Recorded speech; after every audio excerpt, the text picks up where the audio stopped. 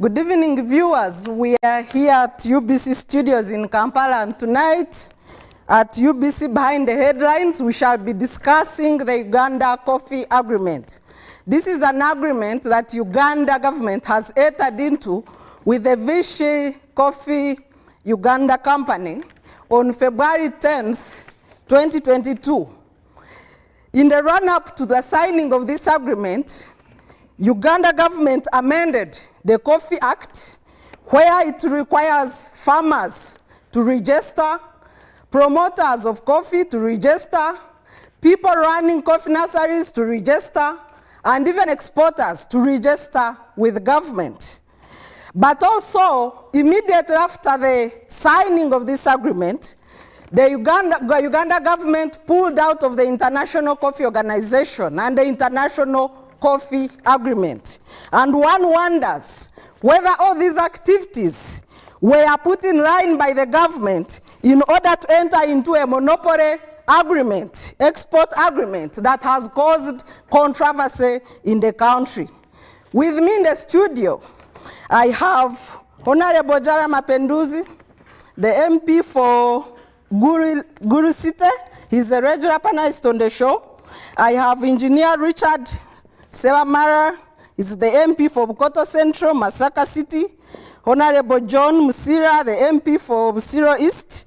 Madam Buburo East, thank you. Madam Jen Naruga, the ED for Siatini. And Mr. Robert Byarhanga, the Treasurer for Uganda Board of Directors, Uganda Coffee Federation. Mr. Byarhanga, we'll start with you. You are right in the kitchen for the coffee business in Uganda. What is your take on the agreement between the Vinci Coffee Company and Uganda government? Thank you. Good evening, viewers. Right, very good question. Thank you for asking and having me to start with. As the Uganda Coffee Federation and as myself as a coffee exporter, we welcome the effort by the government to bring in investors in this country. It is for those of us who have been involved in issues to do with attracting money in any sector, in any business. It is not easy to have someone committing to spend $80 million in a sector in an economy like Uganda's. So yeah, we are very happy about the effort. We welcome the whole idea of having a new entrant in the coffee sector. Our coffee sector thrives on competition since it was opened up in 1990. 1990, yeah. I think it was opened up in 1990. So it thrives on competition. Competition is very good. It's very good it has been good for the sector. It is what has led to the achievements that we see today. However, the MOU, as it is written, is very difficult to swallow. It's very difficult to swallow. One of the clauses that are really hard to take is 4.2. The clause 4.2. What does it say? I will read it for you because I printed this little paper just so I don't misquote anyone. So yeah, 4.2 reads as follows. Government of Uganda undertakes that it will take all reasonable measures to give priority of supply of coffee to the company before registering any contract or acknowledging any arrangement for the export of coffee beans, including scrutiny and above, so that the company will have ample supply of coffee to sustain its operations. Is that what creates the monopoly? Yes, and I will explain it right now. So, you have to read this clause together with the existing rules under which coffee exporters operate. Those existing rules are contained in what we call the Coffee Regulations 1994. And in those regulations, Section 10, number 1, states that no person shall export coffee except under a certificate of regulation issued by the authority. The authority is the UCDA. So once you read those two, then you can clearly see that it's going to be very difficult for other exporters to really work. You can't work. You're just out of a job straight away. The moment the MOU starts being implemented, you're out of a job. Because the other thing that the MOU states clearly, as I had read earlier in section 2, is screen 18 and above. Screen 18 and above, basically in coffee grading, we go with the bean size, the size of the bean. So screen 18 means the big beans. The next level is screen 15, which means medium beans, standard beans, and the last one is screen 12, which is the small beans. In the Arabicas, the screen 18s mean the double A's. Actually 16, 17 and 16. Yes, yes. So then below that you have the single A's, and then after that you have the ABs. So did the regulations come about after the amendment of the Act? The regulations are from 1994. Okay. Yes. So you wouldn't call this a syndicate to mortgage coffee sector to investors? I wouldn't call it a syndicate. I would just think it is the lack of consultation is what is leading to an MOU like this. It's just a lack of understanding by those who drafted the MOU.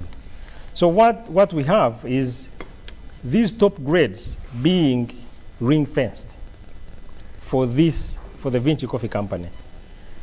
And then you have the top grades being just about 20% of the entire crop, right? 20% of the entire crop. The entire crop is about 400,000 tons, right? Vinci Coffee Company's fully installed capacity is 60,000 tons. So if Vinci Coffee Company wants 60,000 tons, and only 20% makes up the top grades, which is about, I think, 80,000 tons, she will spend a whole year looking for this coffee, the whole year. So other exporters will not be able to work because the agreement says the government guarantees that no other exporter. She's the priority. Yes, no other exporter will be able to register a contract for export. And in fact, even if you have already registered, they will just not acknowledge your registration. Mr. Yes. Byaranga, you talk about the 80 million investment. Yes. Does it exist? The MOU says it exists. But this is the same no investor. reason not to believe. This is the same investor Yes. that has failed to construct Ulboa Hospital after government guaranteeing a loan of 1.3 trillion and advancing another 378 billion without even the approval of Parliament. Thank you for that comment, but I would suggest my colleagues who are more knowledgeable about Parliament. The MPs will tell us whether they are mortgaging Uganda or who is the investor in this case. Yes. Thank you, Mr. Byaranga. I think at this point I want to bring in Honorable Ojara Mapenduzi. Are Ugandans the investors and the foreigners just present face, or we have investors in real sense? Well, that's an interesting question. When all this discussion, this debate about the agreement started, I tried to find a lot more information about this particular company. I also tried to find out whether there are information available showing or indicating their level of involvement in the coffee business. Unfortunately, I was not able to get much information. I also wanted to find out whether they'd already established a fully fledged facility in the name of the processing plant. I wanted to find out their level of organization as a company. The only information I read was, I think, a feasibility study that was conducted around 2020, around 2020 and so on. By the company? Yes. The other information I got is the availability of land, which was given, I think about 27 acres of land. Given, yeah, but this is the government. Yes, I'm just trying to share how much information I've got about this company. Okay. And so when I got those information, I then started asking myself that how then did government come to a point of signing such an agreement without even paying a lot of attention to the level of preparation by this particular company? Because when you decide to give such a huge opportunity to a company, to an investor, there should be proof that this investor could have taken part in a similar kind of venture. There should also be a lot of information to demonstrate how capable this investor is. Now, in terms of whether this investor has the capacity, I'm not going to talk about it because I don't know and there is no much information about them. But many of us would very quickly draw a conclusion that probably this investor does not have the capacity, we would imagine, because of just what you talk about. The example of the Loboa Hospital, where, because if you want to see whether somebody is capable, you look at previous experiences. Their track record. Exactly. You look at their track record, you look at whether they have been able to accomplish one or two, projects within the country, so you can give us your example. And that should have been the basis for taking such a decision. Unfortunately, I have not been able to get any, Enough such information. But the other thing I want to touch on briefly. No, just before you leave this point. Please, you were in Parliament when you approved the guarantee, the promissory notes for Loboa Hospital. What was the basis of that approval? Well, I do not remember when exactly, but I can tell you what I know right now. Yes. And I'll give you right from what happened yesterday. The chairperson of the committee on budget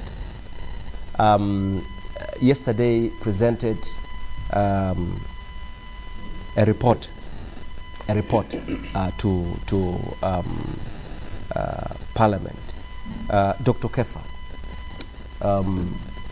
when he presented his report, and there were very clear recommendations.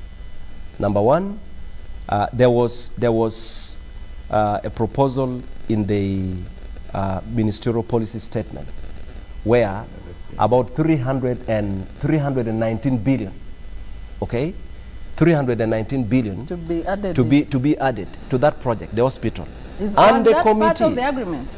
No. I'm just talking about the other. I'm talking about the Loboa Hospital. Yes, I know. As you Yes. approved the guarantee for Loboa Hospital, was that part of the agreement that Uganda government would invest taxpayers' money in that hospital? Well, I think the idea of building this hospital is not a bad one. Why don't we build it ourselves? Well, again, I'm not talking about who to be given, because I want to believe that we have clear procurement laws where people compete and they are given. I'm not talking about why they were given. I am talking about why they are not able to execute the contract, the project, as it's supposed to be. Because about 348 billion was put for that particular project in the financial year 2021-2022. Unfortunately, the information we have got is that nothing much has been done. So from this committee report that was presented to Parliament, the committee recommended that the 319 billion should be put for something else and not for that. And then the committee also said there is no clear proof to justify why an additional money should be given when the early one given is not well utilized. So that demonstrates how Parliament pays a lot of attention. Because if you want to give another contract to a similar investor, you should be able to ask yourself, have they been able to even execute the first one? No, they haven't finished. So why do you go ahead to engage them in another area when they have not demonstrated whether they are even capable of finishing the first one? The other thing which the gentleman who spoke before, Mr. Biranga, which is very key, because we should be able to ask ourselves basic questions. Is it okay to attract investors? Yes, government has a duty to attract investors. And attracting investors includes creating an environment that is good for them. That is okay. Does it include giving them taxpayers' money? I'm coming to that. Number two, is it okay for government to sign agreements? It's okay. It's part of the government's responsibility. But how do you reach the point of signing an agreement? Look at, like for this particular case, this is not the first company coming to talk about coffee in this country. Uganda, and we know how much coffee is contributing. So there are already players who have done quite a commendable job in making sure that Uganda reap from this. They have done a good job. So the first question should have been, why don't we then support them? Why don't we? There are many companies. There are cooperatives. Go to Bugiso. The other day, Honorable Nandala Mafabu was here, was showing to people, to Ugandans, how much they have done, the kind of products they have gone into value addition. They are doing a lot. They are just not selling coffee beans. They have gone into value addition. So the question is, government should have gone down to first think about empowering those who have been in this business, giving them the opportunity to grow, because they have made it look attractive. They have made the country earn a lot of money, and then now you think they are not important. Now you think they should be kicked out. Now you want to suffocate them. I think that is being very insensitive.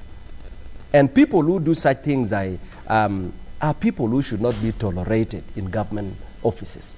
And that is why a number of MPs think the Minister for Finance, the Honorable Matia, should be held accountable. Actually, we think he should be removed. Are you able to censure him? Well, Yes. we're in the process. We are determined we want to create sanity.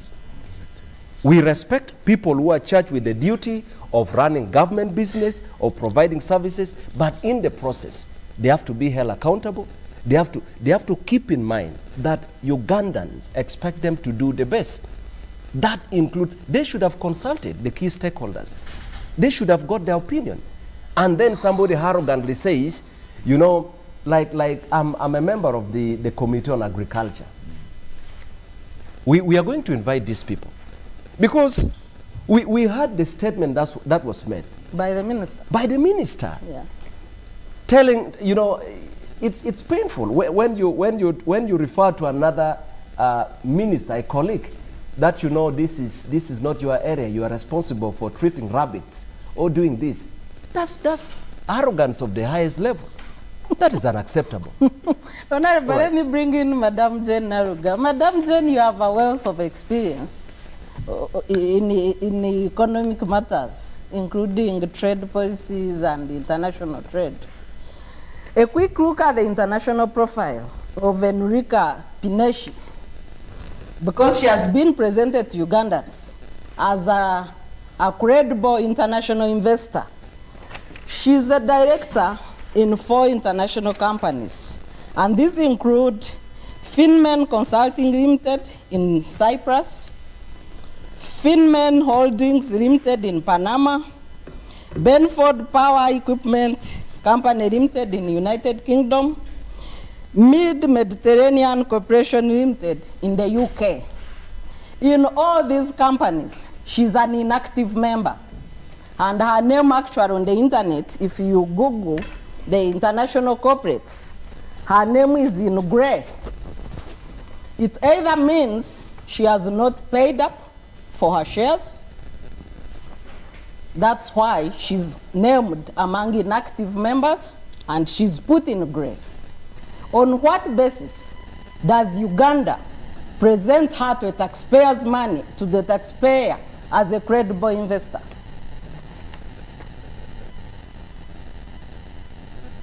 Who is a credible investor? I will try to answer that. Who is a credible Investor. investor?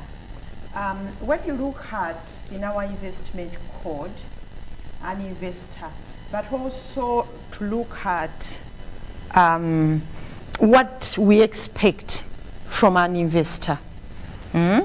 We look at an investor, somebody who can be able to bring in capital investment, somebody who can create jobs, somebody who can be able to add value and export, somebody who can be able to bring in technology transfer, somebody who can be able to bring in skills, somebody who can also help us to grow our economy, socio-economic development. That's an investor. And I think that those are some of the yardsticks which we can be able to use to be able to say, is this company an investor or not? But I didn't say thank you for, I was tickled by the question, but I'm so happy to be here. But I'm also happy that we are discussing this issue, by the way. Most often trade issues are not discussed. Sometimes when we talk about a democratic deficit, people go to politics. But the democratic deficit is in economic policy, trade policy. And it's also a pity that we are discussing this when it's already a done deal, So, but I'm happy that we are having this discussion.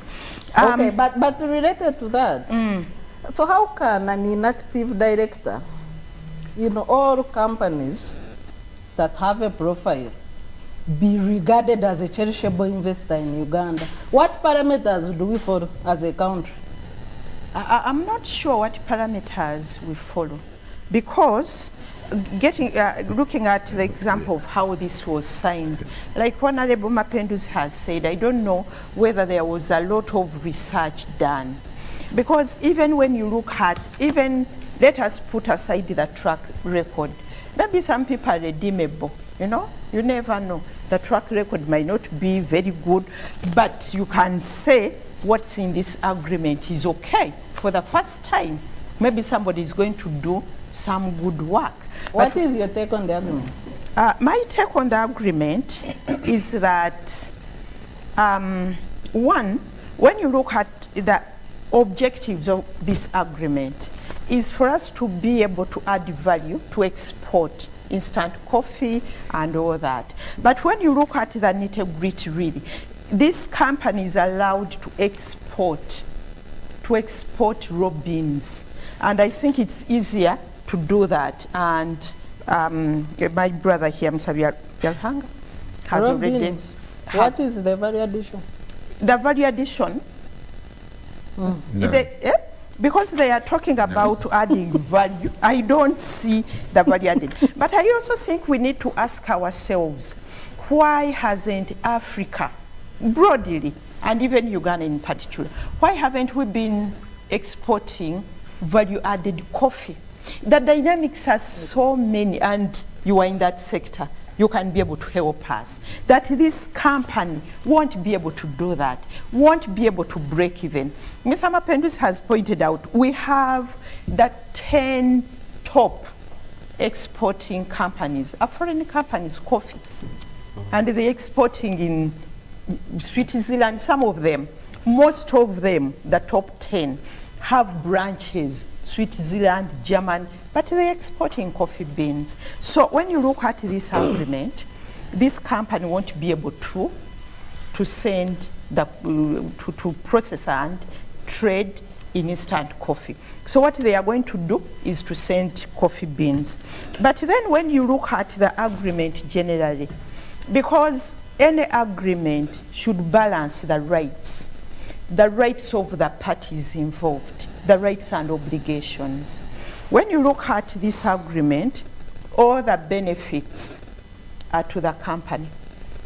the land, the electricity, even guaranteeing that electricity has to be there 24 hours. I don't know how they are going to guarantee that. If it is Maybe not there, they will the pay. taxpayer will pay. Will pay. You know, the tax exemptions which are there now and which will be there in the future, guaranteed. You look at also the issue of the chilling effect, that if government puts a law in place that affects their profit, government will pay.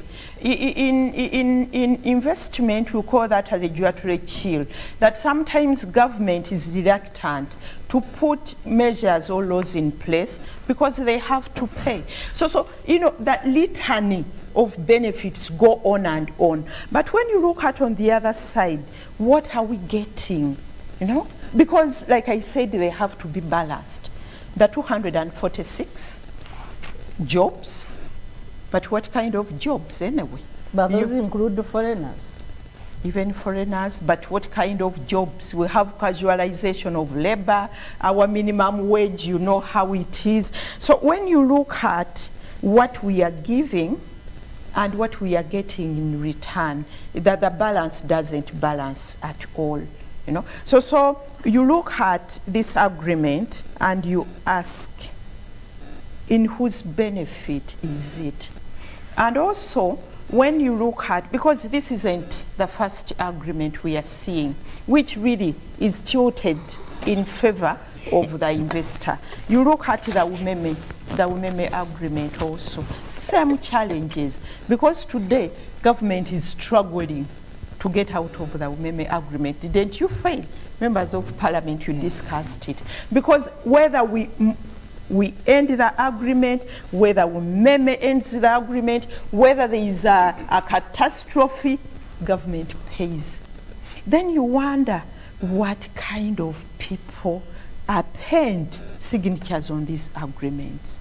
So for me, I think when we are looking at this agreement, we also need to be clear what's in the agreement and what's not there. My brother here talked about the $80 million. Where are they? They are not here. Is there a guarantee that it exists? There is nothing here. So we need to understand, either you put what you want in here. Like we say, if you want it, ink it, write it there. And if it's out, it's out. Maybe so government wants nothing out of the deal. Maybe. But does it have coffee? We are talking about the coffee farmers. We are talking about the people who buy coffee from coffee farmers. We are talking about people who produce fine beans. And we are talking about people who make instant coffee and the exporters. Government is none of the above. But you see, this agreement doesn't talk about coffee producers. It talks about coffee supply. They don't talk about coffee producers. So you supply from where? What is the source? I don't know. And Mr. Biaruhanga read out this article of 4.2.1 that government undertakes all reasonable measures to give priority supply of coffee to the company. Before registering any contract, they won't register any or acknowledge any arrangement for the export of coffee beans. That means that even if you have a contract, they won't acknowledge it. If you want a new contract, you won't get it until and unless this company gets the coffee. So that's how they are going to get their supply. That means, in simple terms, Mr. Biranga and your company stay there. You are not going to do any business until this one is fully satisfied. Then you can come later.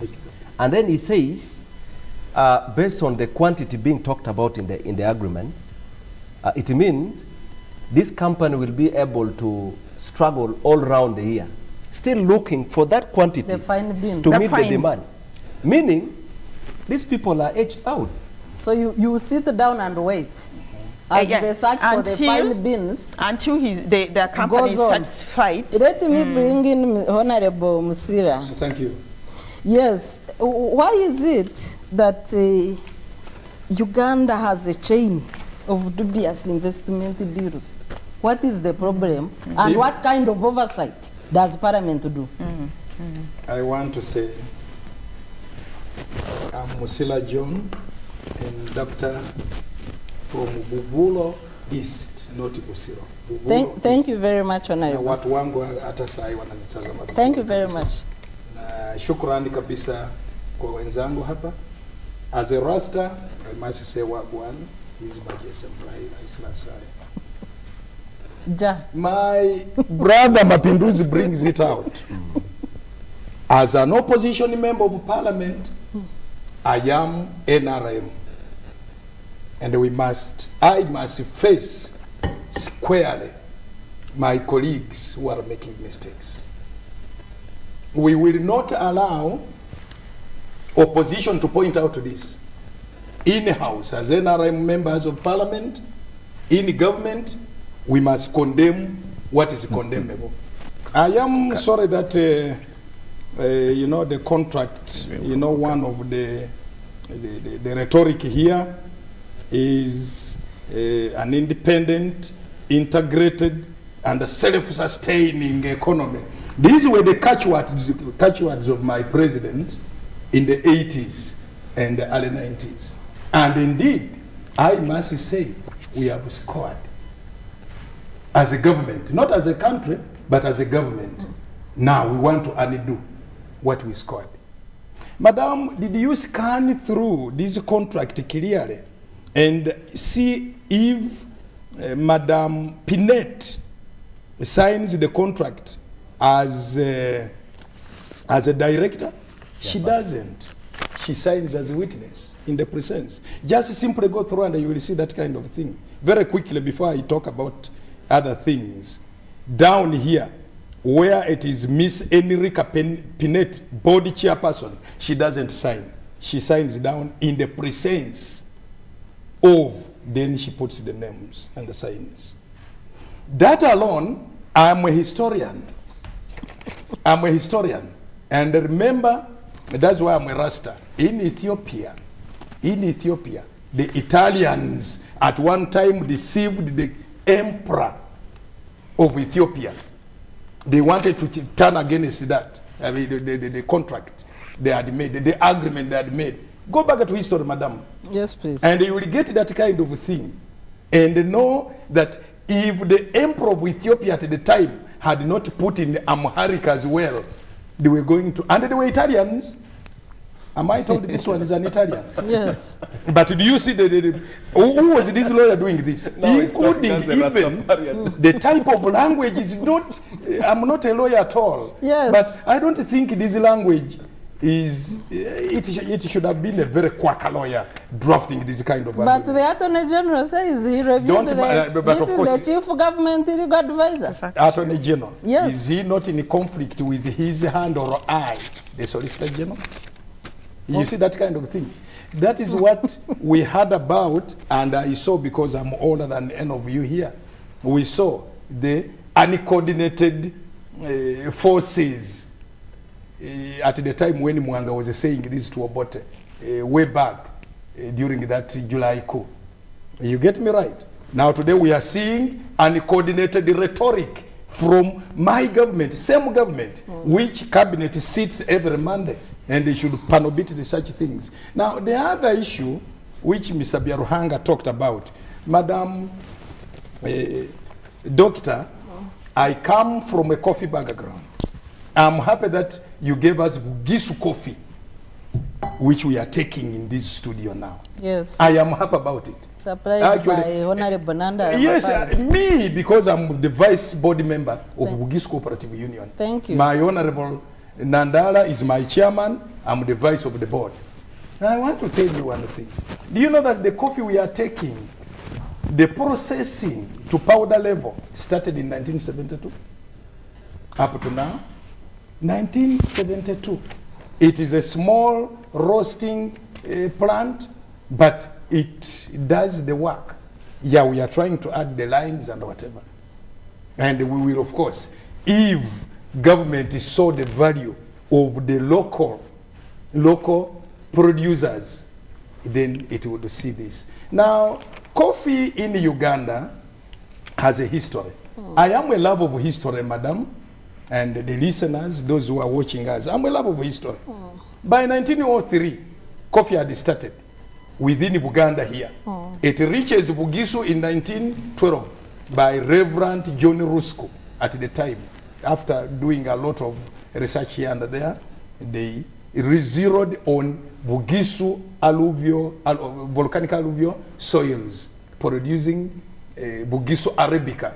Now Bugisu arabica, which we are taking, is grown in two regions, Bugisu region and then it's a Bay region.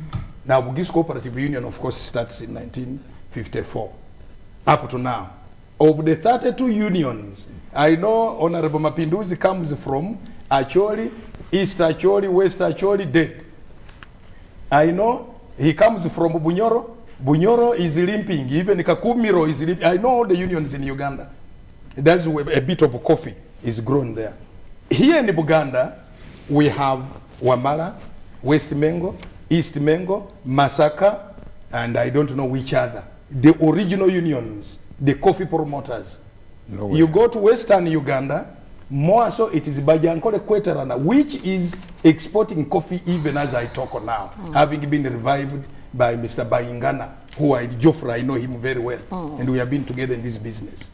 Now, when you go to Western Nile, the coffee is under Okoro Union, and this is the union which promoted the growing and upbringing. At times you hear of Paida. Actually, it is Okoro Union, which does that kind of work. If anybody wanted monopolies, then you would begin with these regional segregated monopolies.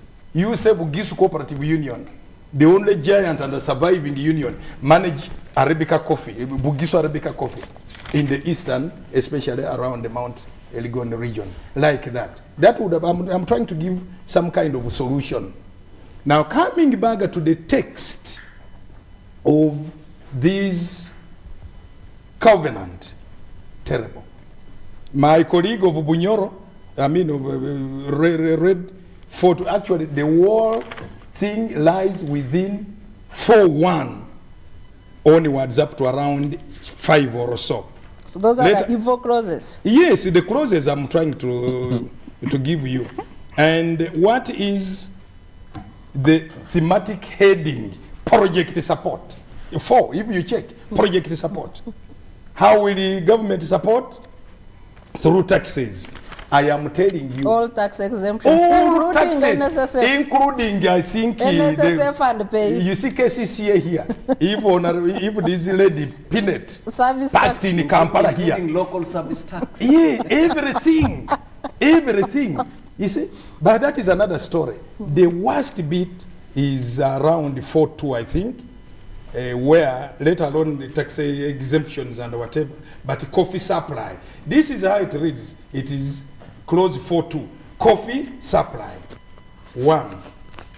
Government of Uganda, imagine it is government of Uganda, undertakes that it will take all responsible or reasonable measures to give priority of supply of coffee to the company before registering any contract or acknowledging any arrangement for export of coffee beans, including screen 18 and above, so that the company will have ample supply to sustain its operations. Madam, let me explain down, dissecting completely the atom of what is here.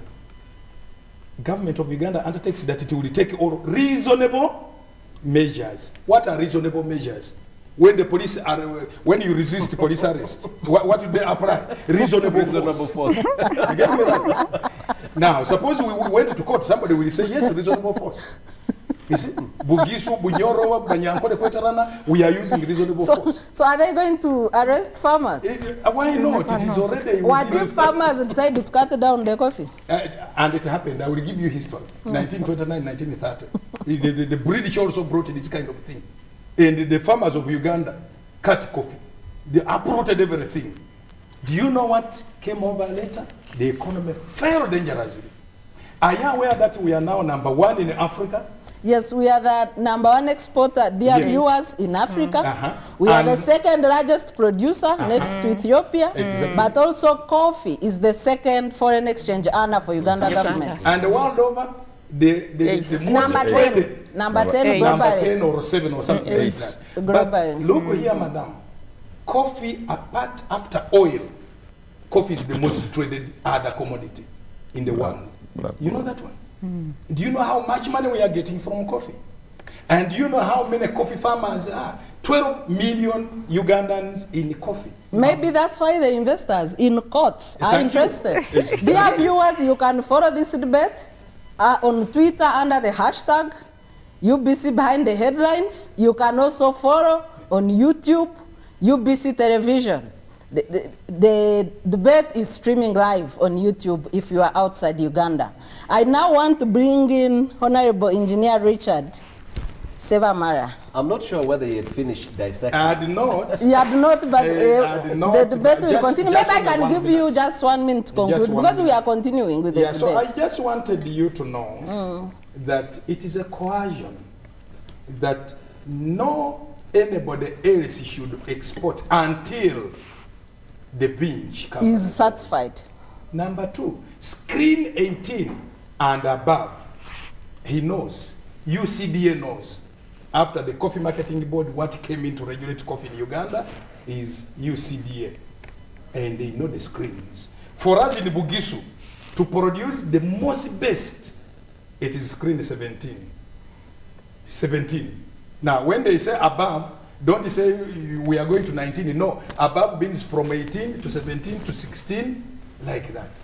That is the above their meaning. That means the coffee, the most premium, say if it is Bugisu, we call it AA. It is them. But AA out of 100 kilograms meal, after the out-turn, you remove the husks and whatever. How much AA do you get in a screen in Bugisu? Less than 20%. So for you to collect all this, I'm telling you, it is going to be a tug of war. So the agreement gives her Exactly. the best coffee. Exactly. That's what we are saying. Exactly. That's what we are saying. It has not, don't talk of the catchword, the ring fencing, because President Museveni brought it. This should be wall fencing, actually. Or, I think, Concrete a concrete fencing. wall fencing for Iron this wall. company. Let Iron alone that it has curtain. been fenced with everything. Have you ever seen force majeure? There is a clause here on Yes. force majeure. Yes. Even an industrial action, a strike, it is quoted here as a force majeure matter. Yes, and the taxpayer will pay. The taxpayer must pay. You look at that. Because if I have a company, Honorable Mapinduzi, Honorable, he has a company, my workers riot because I've underpaid them or anything like that, then the government comes in to pay you because they rioted, because they were on the strike. It is contained here.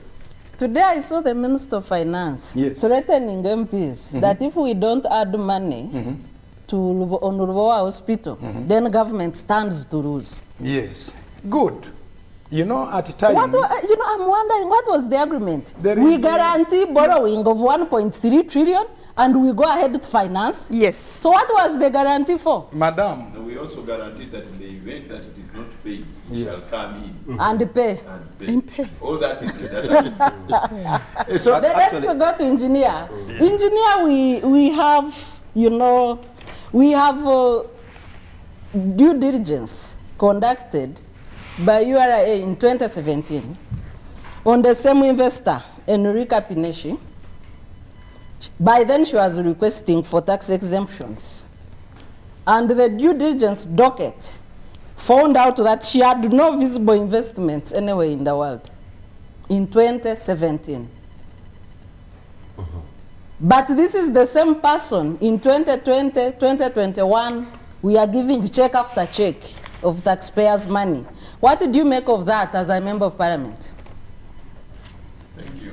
I would want to tell you that if you went into cross-examining investor by investor that has come to Uganda, right from the time when we had Jaja, I don't know how old you were, maybe you were 30. Then you came in with Premier. Then somebody starts a forex bureau. Now they are the richest people in town.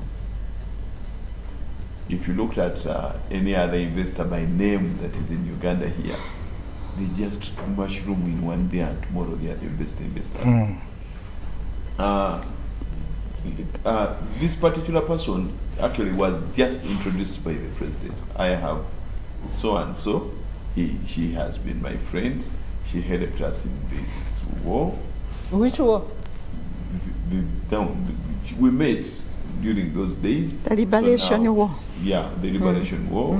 So now we are requesting that we work with her under this. Those are always the letters that come from the president. This company has approached me.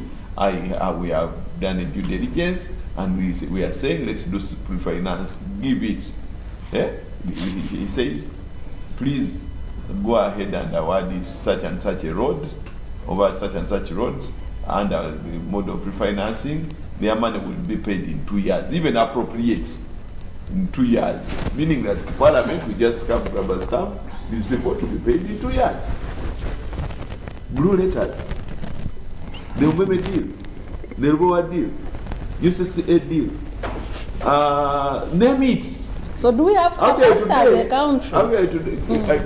One debate that will come up with is cross-examining the agreements that we have made with all different entities, not particularly coffee. Yeah, that's true. So you are going to audit all investor agreements? Actually, just come up with a debate of all investor agreements. You can pick just a few. Call UCAA, call the coffee one, call the Umeme one, call AGOA, call just a few pre-financing, and then put them together, come to this table, and then we dissect them. It's clause by clause. This is when we will know who the investors are. Why do we as a country give money to investors? Because even AGOA, we gave money which go to Rosti. Why do we give money to investors? What do they bring on the table? But we're giving them only money. In Rwanda, we gave them land. Even this we one. We gave them money. We gave them patience. Electricity. We gave them everything. Water. Everything. This is what is happening to our country. I don't think we are. I don't know whether the people that are. In one of the recommendations we made as COSASE when we are investigating Rubowa, the Minister of Finance came to our committee and said that in fact, if I was given a chance, I would not have signed this agreement. The Minister of Finance? The Minister of Finance. On Rubowa Hospital? No, on UCA, when we were investigating it. Actually, he came in and said that.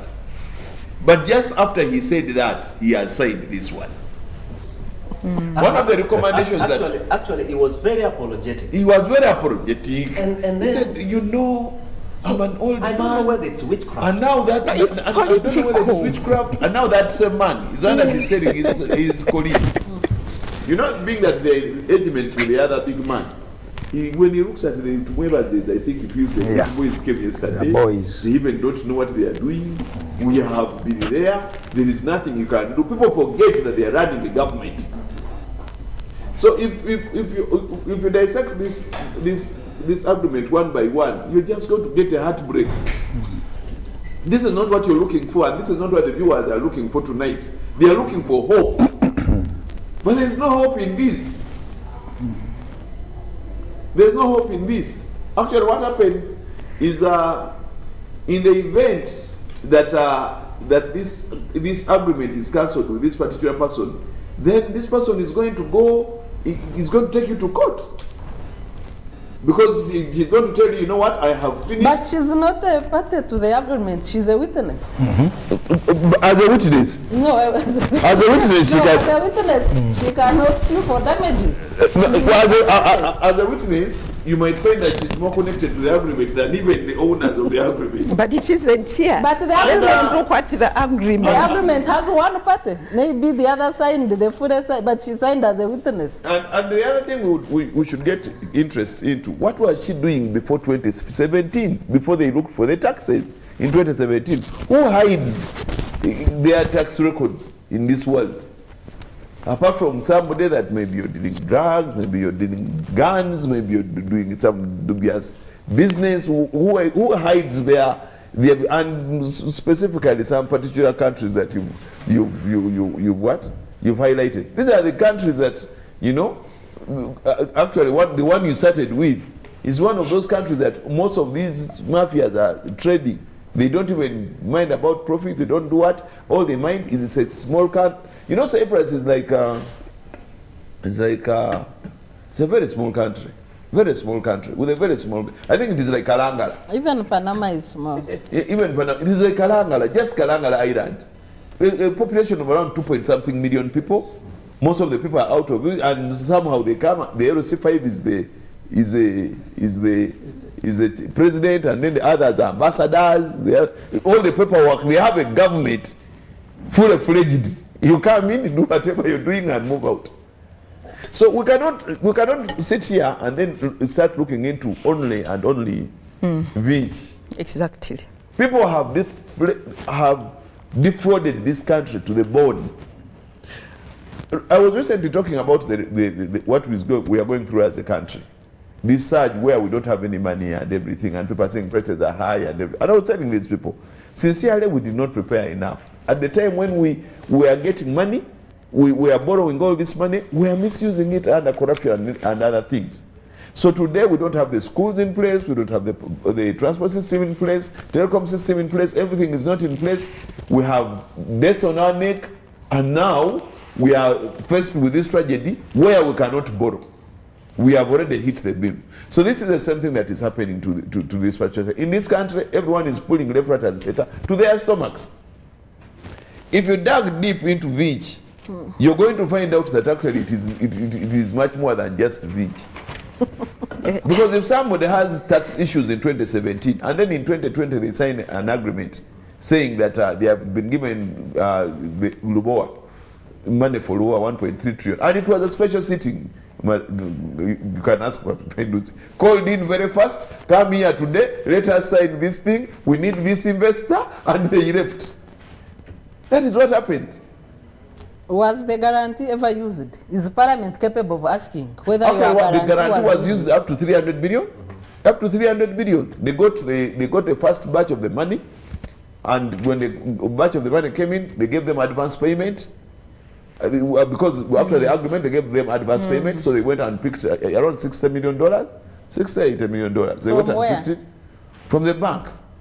Switzerland. Is it Switzerland or something? After getting that money, then they worked. After working, they paid one certificate.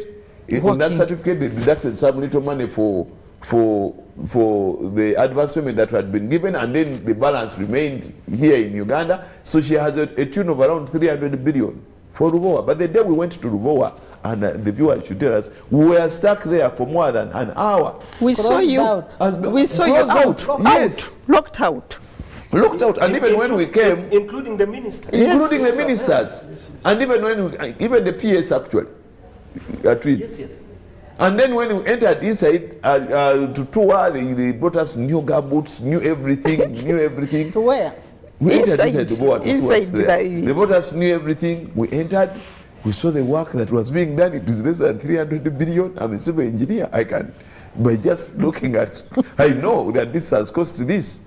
So I looked at them, they said, okay, this is what we have done. Then we went to ask questions, and he said, okay, you give me the questions, I will reply. Till today, we have not gotten a reply.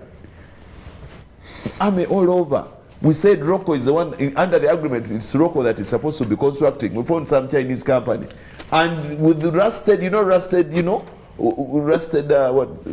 Machinery. Actually, I was privy to talk to one of the engineers who told me we have no business here for the last 2.5 years. And then when you talk to them, they said it was COVID. But during COVID, the construction services was never under lockdown. And there was enough space for everyone to sleep because they were, they had built a hostel just below where people could sleep and continue. But they also said it was rain. They also said it was now let's rain. come to the coffee one. Rain? It had been raining for a long time. Yeah. Actually, also they talked about rain and all Now these this is a civil engineer. Which rain? I'm telling you, even when you're calculating rain hours, you calculate from the time it starts raining to the time it stops raining, and then work continues. You understand? Or else you're supposed to put, to deter water from coming into the site by putting contours and other things, such that work continues. Honorable, before I get back to Mr. Biaranga, we have two national state organizations that do due diligence. That's Uganda Revenue Authority and the Financial Intelligence Authority. Are you able as Parliament to demand for due diligence reports about this investor? Yeah, it is the mandate of Parliament to ask for anything. But we have seen on several occasions But do they where provide it? Parliament That's where it's backs coming. but does not bite. Why should the citizen there trust you No, that you are going no, to play an oversight role Okay, now on that this goes agreement? back. Okay, that goes back to what citizens have been asking us about high prices. To us, when citizens tell us what they need in our for representation, we shall come and tell government this is what the citizens want. Then they will go back, draft something, and bring it back. Like today, they came and told us, "Don't worry, these prices are continuing to go up." So ours is to go back and tell the citizens what they have said. We give them recommendations, and these recommendations we ask them for a treasure memoranda. Before they bring the treasure memoranda, they're already fighting. They first go and then now give us an answer. In the treasure memoranda, instead of working on our recommendations, they come up with their own investigated, like I say, this person should be relieved of their duties. Then they come back and tell you, this person did not do this thing. I've already investigated. I've given you a recommendation. You only tell me it is lawful or unlawful. But they go back and tell you what you did not investigate. You understand? That is what the government does. So it is government that is not doing its work actually. Yes, but Parliament, you have a duty to check them the excesses of accountable. government. Can I say something? If you can come in. Yeah, first it's quite interesting to see how the ministers and these different entities panic during budgeting period. Right now they are the most disciplined because They want you to their pass the money. budget. they want money. Yes. They are most very disciplined. humble. And for me, this is the time to get them. You want more money from us? Account for what we gave you. If you need more money for Lobowa, tell us what you did with the previous one we gave. Yes. And that is why, actually, I forgot, the Committee on Finance, Yes. not budget. The Committee on Finance made a bold statement Yes. and said, we are not going to put money on this because you have not provided satisfactory details to demonstrate why you need this money. And then they've they- recommended the value, Yes, And yes. value for money audit. And on then Lubowa Hospital. today, the committee I sit on, agriculture, also boldly recommended that this particular contract, this agreement, should be cancelled. Now I want to ask. You wait until I you want go us to to be. I want us to be caucuses. very. I want us to They be will very. call NRM caucus. Caucus. I The want us to- historian will tell us. Yeah. They let I him want, first submit. I want us to be very clean to the taxpayer.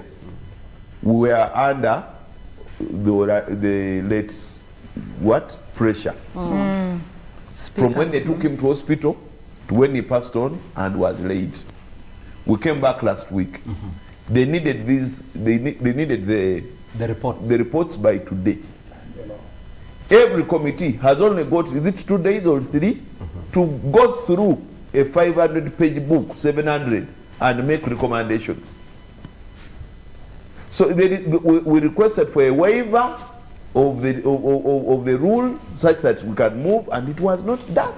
Okay, it was done for 2 days, today and tomorrow. Yesterday, they were ending yesterday. They said today and tomorrow, I think. Do you Okay, understand? So if we come to that, Honorable, what we I'm need trying to bring out, yes, as you finish, because we need to go for a break shortly and I want and to get finish back. shortly, is nobody can assure you that we have completely done our work very well. With just 2 days or 4 days of looking through 700-page book, you're going to find that as much as you have given a recommendation, a good recommendation, this one, you have left out another recommendation on the other one, because they keep hiding figures in lump sums. Honorable, we shall get back and continue with this debate. Dear viewers, we are going for a brief commercial break. You can join this debate on Twitter. UBC Behind the Headlines is the hashtag. And you can also put your comments on the live stream on YouTube at the UBC channel. Stay with us.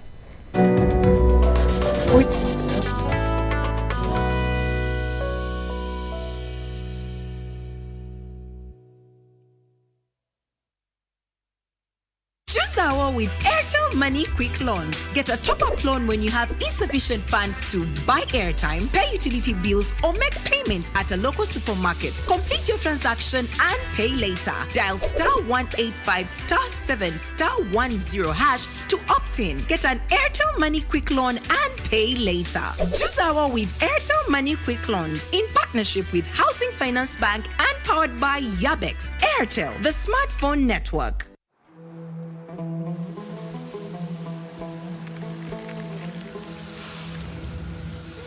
A World Cup in the desert? The first one in the Middle East. The first to be held at the end of the year? That's crazy.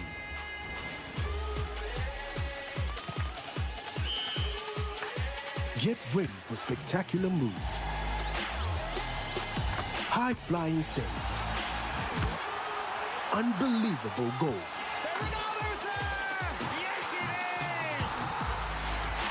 Out of this world celebrations. Would you believe it? What a moment here! All 64 matches live. That's over 5,000 action-packed minutes of the FIFA 2022 World Cup Qatar. Now that's crazy. Catch all the action only on SuperSport, your world of champions. On Go TV. Love it. Pay for your dream phone, Pola. Get your dream phone today for as low as 1,400 Uganda shillings with free data for a year and pay slowly. All phones come with daily 50 MBs for 12 months. Repayment period is 1 year. Available at MTN service centers and M-Kopa shops.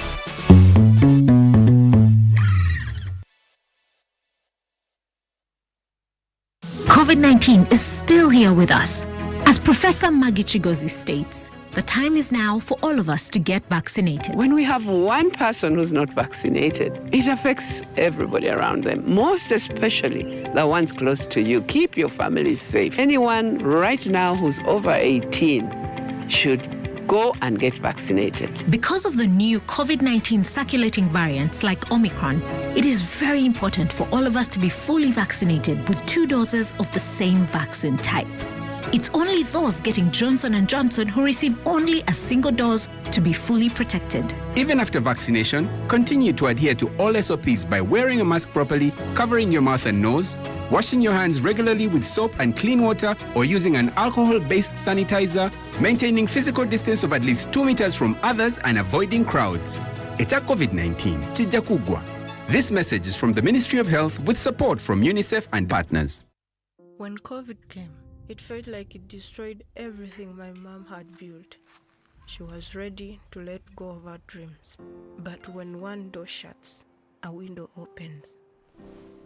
She grabbed her last command and took a leap of faith. She refused to give up.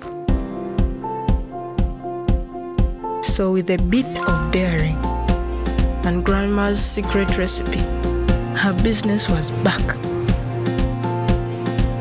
And not just bigger, beyond her wildest imagination. This is a story of a regular Ugandan just like you, who harnessed the power of technology to provide a solution for us. How about you tell us your story? UG needs more of you.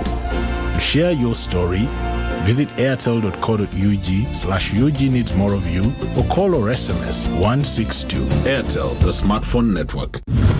We bring you a fresh, well-researched program to help you identify opportunities for investment, job creation, growing your entrepreneurial skills, wealth creation, and social transformation. We have a product that is ready for schools, supermarkets. Create wealth, transform livelihoods. Every week, we showcase opportunities for creating new products and services. I now harvest a lot of cocoa. When I harvest it, I sell. After selling, I put money in my project. I have 2 projects. 1 is for construction of my house, 2 is for educating my children. Excellence in innovation, the passion and drive to succeed, and the right mindset to grow your business. Create wealth, transform livelihoods. Brought to you by Operation Wealth Creation.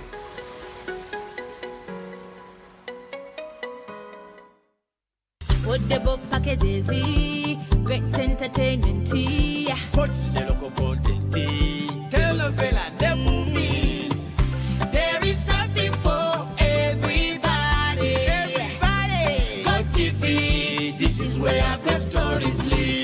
best entertainment for any budget. With GoTV, you will have great entertainment for as little as 13,000 Uganda shillings per month. GoTV, great stories, Zidiwano. GoTV Uganda, love it.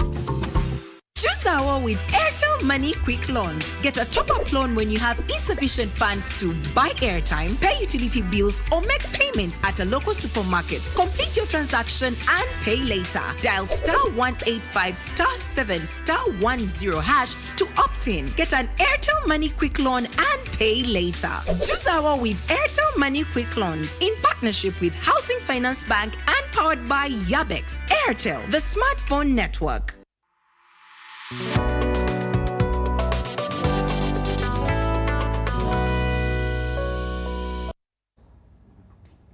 Welcome back from the break. Mr. Musira, I want to start with you, Honorable Musira. Yes, you know, in February, 2 events happened in the coffee sector. One was the signing of this deal on 10th February, but on 22nd February, Ugandans got an official public announcement from the International Coffee Organization that Uganda had withdrawn from the organization and the International Coffee Agreement. Was this a syndicate? Do you know the word in Kiswahili called manyanga? Fraud. You want to do fraud? I pull out of here and do my fraud outside. Why would Uganda, the best now in Africa, and even in the world, maybe the 10th or 7th, pull out of the International Coffee Organization? That is manyanga in Kiswahili. What's that in English for the benefit of the viewers? That is, I mean, fraudulent intentions. You are getting fraudulent what? Intentions. Now, the law on coffee was passed in your parliament. The amendment of the Coffee Act. The Coffee Act. Oh, it's not. While it is true that some of the sections are not good, but entirely the act is good. Entirely. My constituency borders with that, with Kenya as a republic, and I know what goes on in Kenya. I know how coffee is regulated in Kenya. You can't get, like we have in Uganda, the liberalized market to the extent of the farm gate. You go to Mbale, madam, where Bugisu is. I'm telling you, is it Olam, Kawakom, Chagalanyi, is it either Chagalanyi or Chagulanyi, I don't know. Which is a branch in Uganda of International Volcano. This is a big in company. Switzerland, yeah. In Switzerland. Many of them, a myriad of them in Mbale, doing all this. Some of them are the ones adulterating coffee. You know, Bugisu coffee, the way you get the aroma, you see it. But they are the ones getting the Bugisu coffee, which is so good, get paida, get a bit of Robusta, adulterate, mix up, and they sell their coffee like that. Are you aware that they buy even the fruit before, actually the flowers? The flower. In the Bugisu, they say they are buying the flowers within the gardens. For the aroma? Of course, For because trade. Bugisu coffee is so good. Because when it flowers, it's going to When fruit. it flowers, they pay the farmers in advance. It's some kind of doing forward contracts with the farmers. Of course, fraudulently. Tying you to one buyer. Yes, tying you to only one, which is, by the way, very illegal, because these are not illegal forward contracts, known the way we know contracts, the way contracts are done. Madam, I want to say, I think the intention was, first, let us move away from the International Coffee Organization. 2, we do our frauds, and the frauds cannot be regulated or questioned by the ICO. You see that? That is it. Then, of course, the law is good, but I don't know whether they put something there which... They started with the law. Yeah, certainly, of course. And there must be something hiding. I will find it out. Do you want to call this organized crime? Mafia. Government... Mafia. You know, Ndugu Mapinduzi, the moderator asked me, and I actually said I'm a historian. Yes. I am.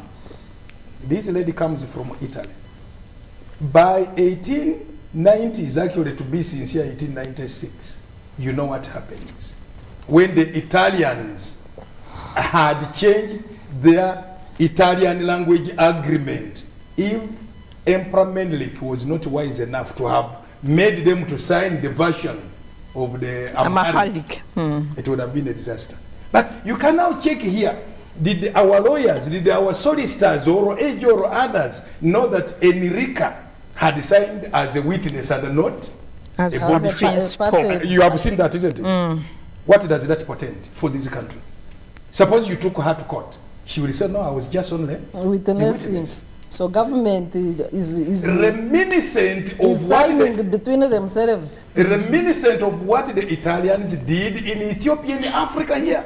The history is repeating I would itself. like to put the Italians Oh in yes, this. No. and that is it. And by the way, I am a Pan-Africanist. That's why I'm a Rasta. And by this neo-colonialism cannot be accepted now. At least we are elite enough to know this. Why have they come at this time? They know the biggest coffee sector in Latin America is in trouble, under frost. And this will take about 10 years. About 10 years for the coffee sector in Brazil, in Costa Rica, and many other countries to recover, come back after the frost.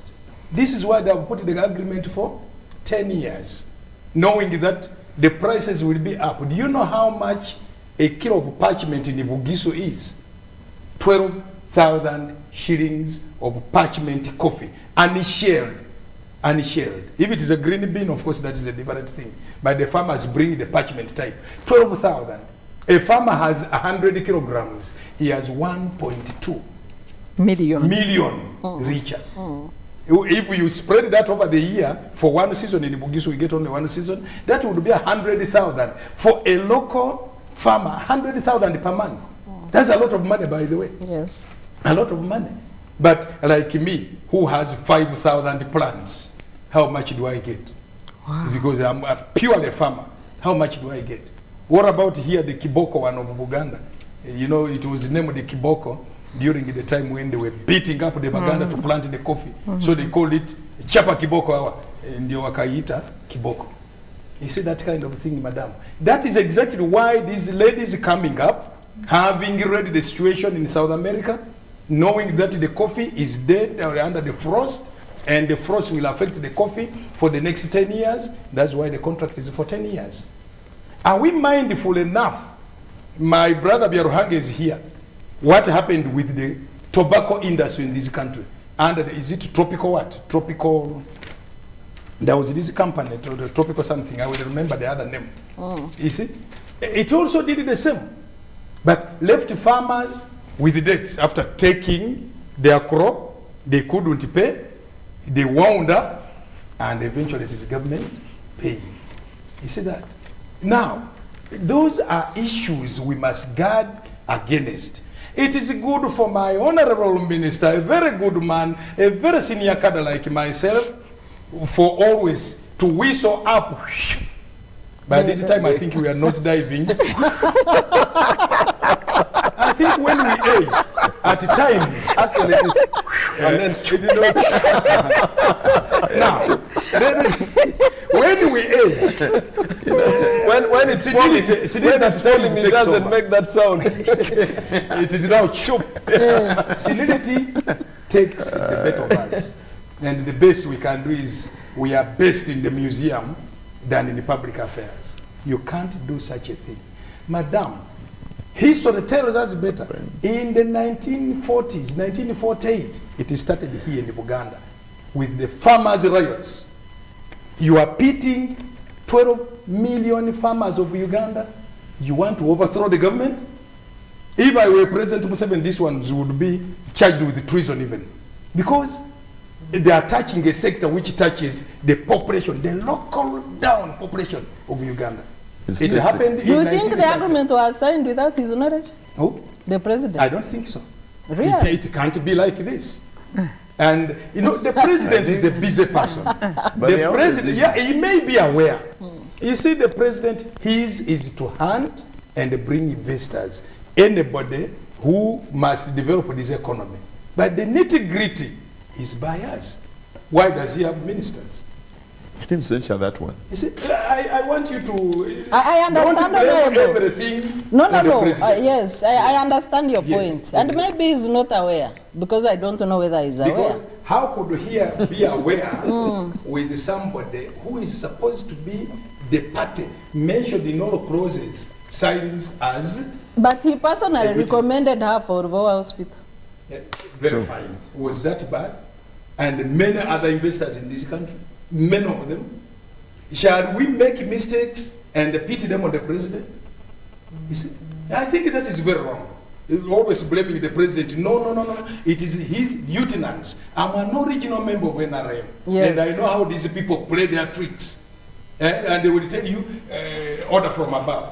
Let me bring in Mr. Biarhanga. I'm sorry to be a moderator, but what do you do in the event that these people are playing and you have the best intelligence? Yeah, that's good, and it's upon the president to, when we shout like Please we are feel doing. free to interject in this session. That's good. It's good when the president is awakened the way we are talking. How can a minister, a senior one, say this one is junk and whatever, you only know to treat a rabbit? A rabbit, telling a fellow cabinet minister. A fellow cabinet. That one annoys That me. would get someone resign immediately. Actually, this How is. comes he has not I resigned? think He for knows. us, the members But of do parliament. people in NRM resign? And They are just censured. and we should leave the status quo like that? No, of course, Parliament has a duty. Oh yes, this is it. No, it may be. I want to bring in Mr. Biarhanga. Before, I think in this case, maybe even before the president takes action, members of parliament have to really restrain some of these officers from being. This level of impunity has to Just be too tamed. So before even the president comes in, we have to But sort this the out. impunity also comes from somewhere. And then also, Actually, Honorable, like you said, when you say members of parliament that just say order, the order. president, the president recommended this lady, and you say he has to be absolved. He's the one who recommended. And the back has to stop somewhere. And I remember the American president, who was Reagan, saying the buck stops here. There has to be somebody to take responsibility. Things have gone wrong. The president should come out and say, put things back in order. So you can't say it has to be absolved. No, not at Though all. who is liable? So we need to hold Because some the minister people has acted on his liable behalf. to what's So going even under delegated power, even if he was not aware, Exactly. we should call them to order. A small Exactly. interjection. I don't want to eat into the time of Mr. Biaruhanga. I and Honorable Mapindus have been the presidents at that level of a district. We appoint ministers, we have ministers, you can rain on them, restrain them, and whatever the case. But you can't know the nitty-gritties they do down there. But you including take your responsibility. Now, when we shout like the whole country is now up in arms, that's when now the president should come in. You get me right? Mr. Biarhanga, the International Coffee Agreement, the steps taken to withdraw out of that convention and the organization, stakeholders said they were never consulted. We have another event that happened in February, the same month, creating a monopoly of the best quality of coffee. And stakeholders again are saying are not consulted. Same man. How do you function as a sector, and what is your relationship with government agencies? We have a good relationship with the regulator. The regulator is the Uganda Coffee Development Authority. Obviously, as in all relationships, even a marriage, you always have quarrels and disputes and all this, but you keep moving. And so we had that where the UCDA decided that Uganda as a country should be withdrawn from the ICO, from the International Coffee Organization. In your view, was it a fair decision? I think most of us watch football. Right, they say no. Yeah, so we are familiar with football terminology. I would say that was an own goal. It was an own goal because the International Coffee Organization is a platform where people like myself, like yourself, under the Misuse Cooperative Union, Because in the scheme of things, we are small. But the ICO would give you a platform where you would interact with the biggest of the big in the world of coffee. And by big, you really have to have context. Our economy is, give or take, about $35 billion, roughly. A company like Nestle, Nespresso, their turnover, it's like 3 times that. That is it. So the president of Nespresso, where will I meet him? If there is no ICO, Yes. it's only in the ICO, you know, the Geneva coffee dinner, which we always get invited to. These are the only forums where you can meet with these people and talk and give them your story and show them how good Misuse coffee is. That's the only forum you have. So if you get out, to me, as a country that is, and you have to put also this in context, we are the only country, I think, around the world, where production is on the rise. Exactly. All these other countries, no. Yeah, you It can has go stagnated, actually. It's stagnated or even going down. No, going down. Yes. So that was not a good thing, but I think we made a lot of noise, and I think there is hope. Yeah, because there is time for you to renegotiate and go back. Go back. Are there conversations for going back? I am not in government. I am not aware of those conversations. But you are the stakeholder. That they are there. They are not there. Because if you look at you know, for me, the events in that month, and given this deal, unless it is set aside, don't you think that it diminishes that hope for going back? There is something we have got. We are here now. We are here together. The deal, as you call it, i.e. the MOU. If it gets to be implemented, then we are in trouble. Now, we know this. We all can see it. So we must make sure that it does not happen. We must make sure it does not happen. And so, from there, we move forward to the ICO and all the other issues. We must not lose hope, I think. Honorable Bedwanika came up with that issue on the floor just last week, and it was referred, I think, to one of the committees. Referred to? Trade. To the Committee of Trade. They withdraw. No, to, you know, when an issue is, you know what happened. Yes. So he came up with it as a matter of national importance, and then it was referred to the Committee of Trade, so all these stakeholders will come in and explain their way, and then we shall come up with a concrete report with recommendations on that. Just on that very point, we have seen the resolutions of Parliament that have been previously ignored, including the termination of the electricity contract. Do you think, do you think that Parliament has authority to compel the executive to act? You know, when there are two sides. I know that constitutionally you have the authority, but via your conduct you have waived that authority from time and time.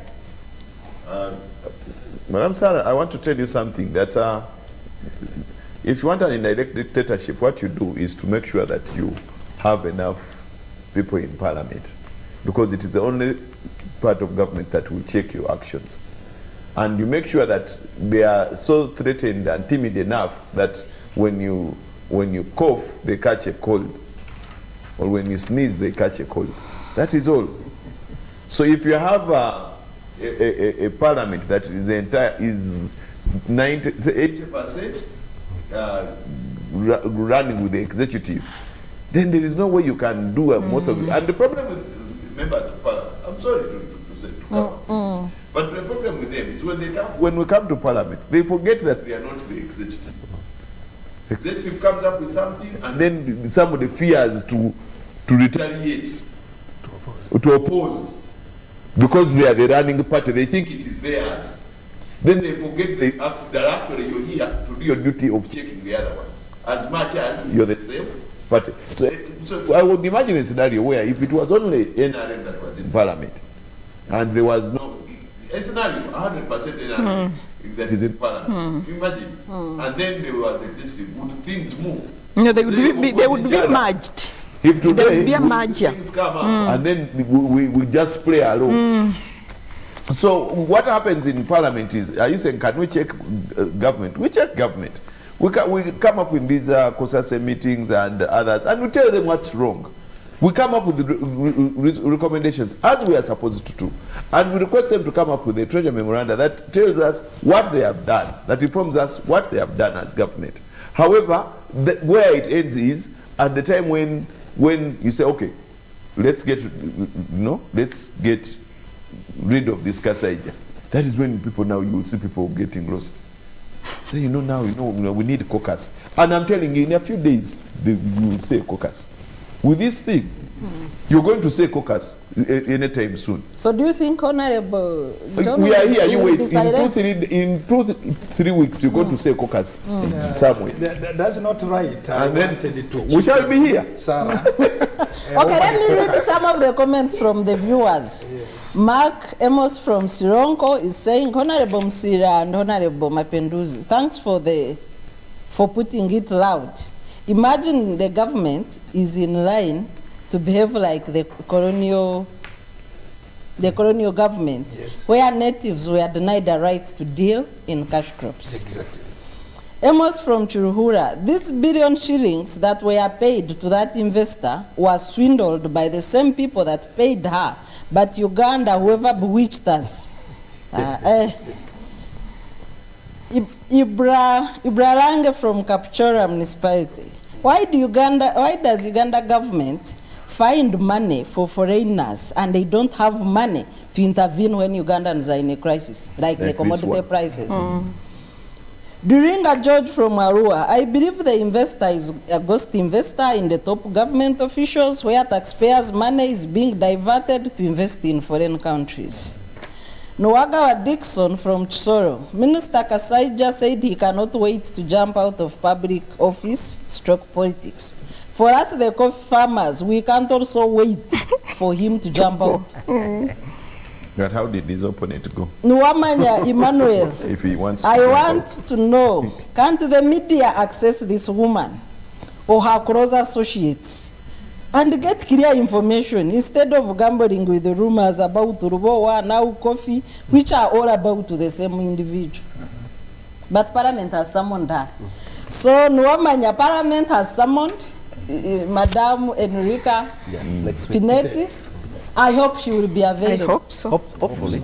Hopefully. And if she doesn't, her business because should be put on hold you know when until she surfaces. You know, when a committee of parliament summons you and you refuse to go, it's actually contempt. Yeah. But she can send somebody else.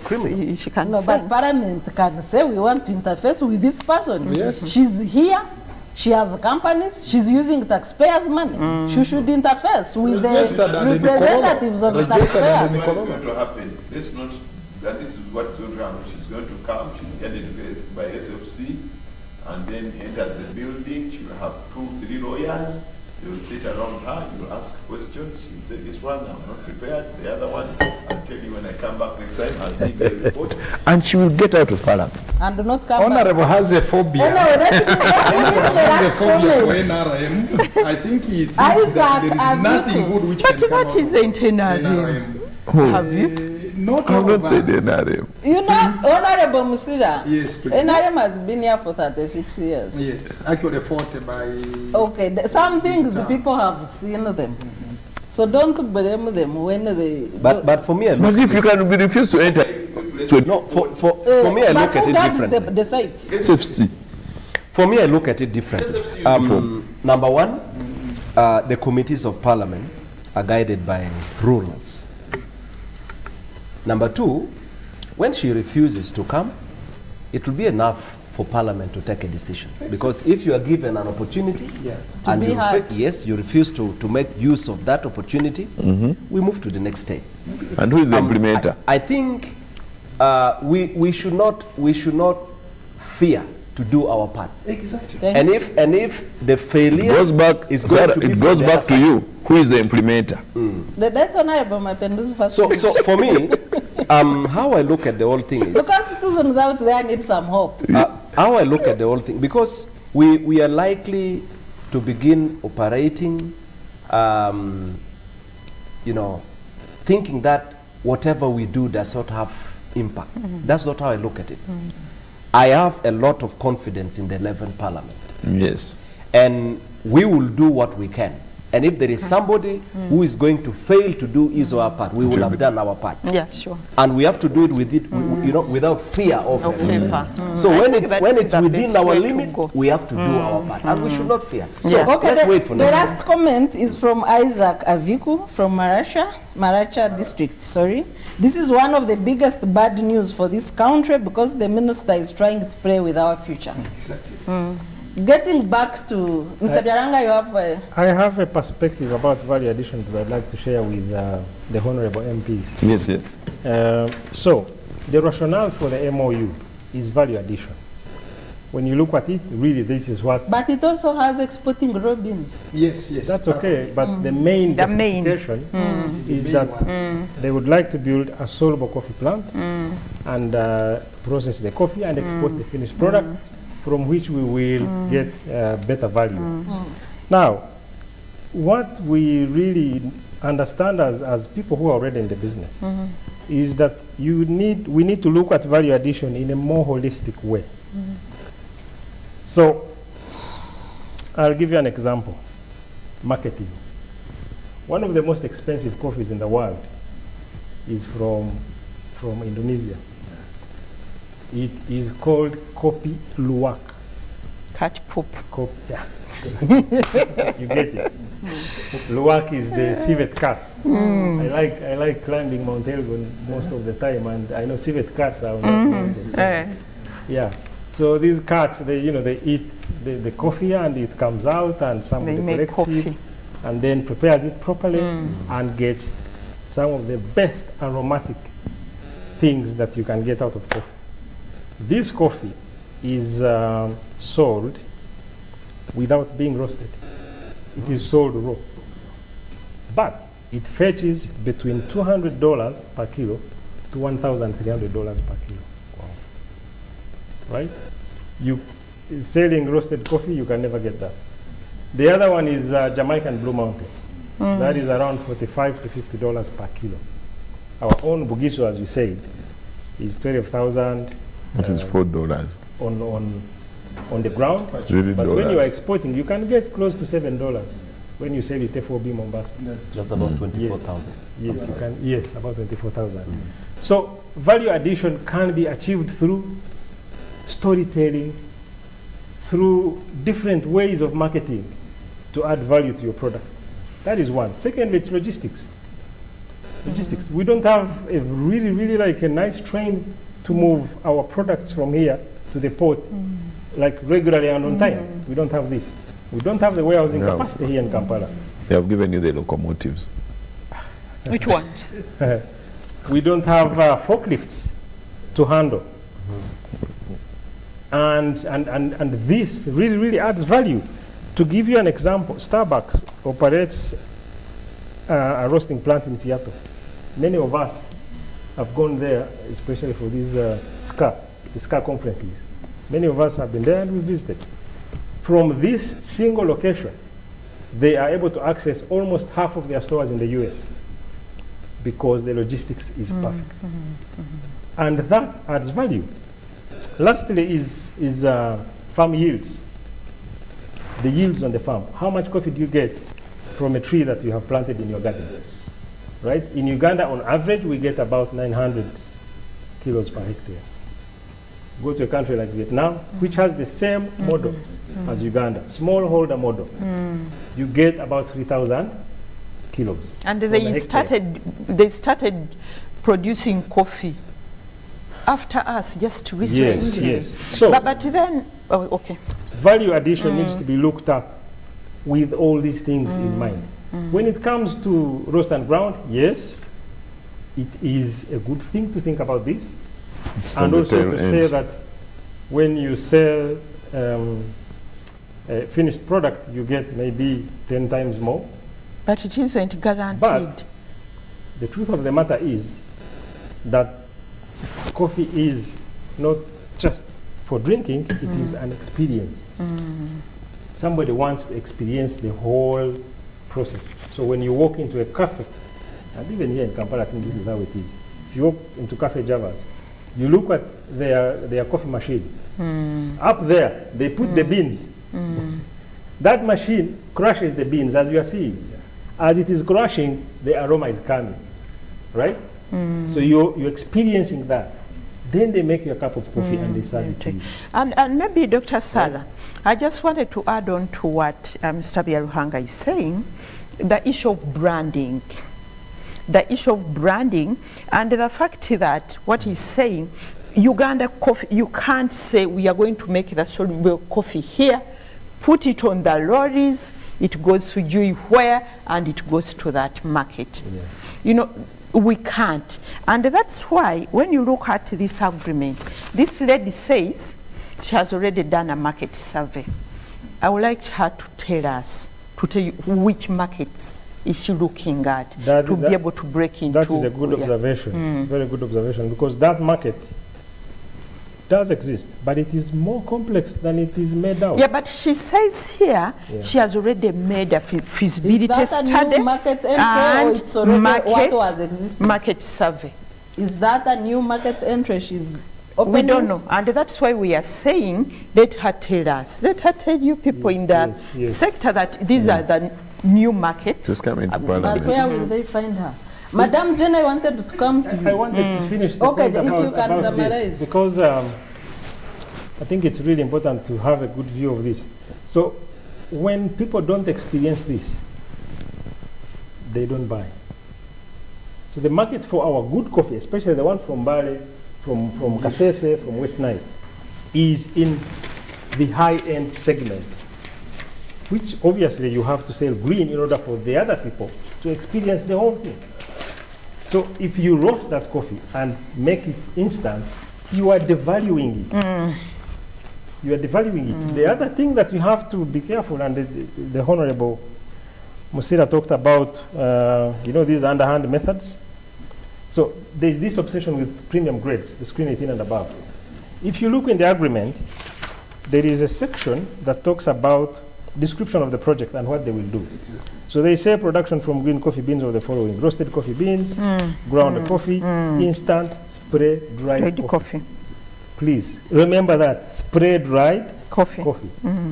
So that is the only instant coffee that we produce. Instant spray dried coffee. Instant spray dried, there are two ways that soluble coffee is made: spray dried and freeze dried. Right? Freeze dried gives you something that is better, that is okayish, right? Spray dried is the lowest of the low. Is the what? The lowest grade of the BHP, what we call broken and hand-picked. Yes. This is what is mentioned here. This is what we produce. Actually, it's undergrade. Undergrade, yes. The triage, the husks. This is it.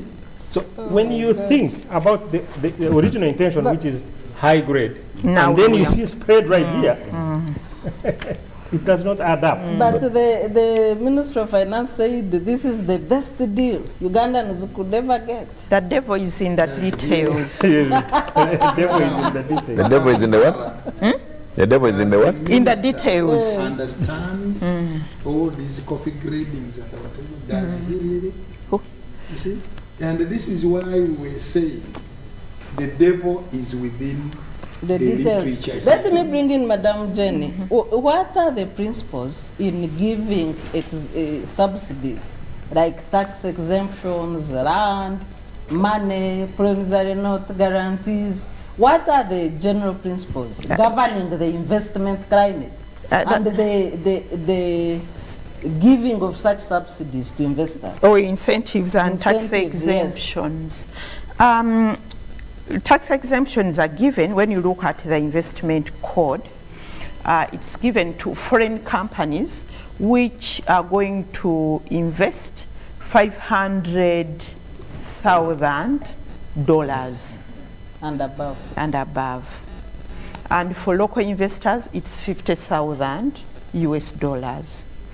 And then they also talk about issues around: are you going to export? Are you going to employ? Are you bringing technology?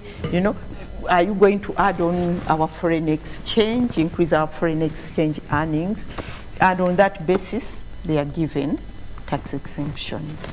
Do we have any precedent where investors have been given exemptions on NSSF? Because NSSF benefits the employees. You see, and this conflicts the labor employment laws in the country. I think I would like to clarify a little bit on that, because I've experienced some of these things. I think the exemptions talked about for NSSF refer to the expatriate staff. The expatriate staff. In fact, when you look at all the taxes, they are saying it's the expatriate staff, so they're not going to pay as you earn, no tax from foreigners. Foreigners. But usually, it's assumed that, for example, you go to work in Germany, that you're already saving your money here, so you are not saving. And most often also, a number of foreign companies are also not paying pay as you earn.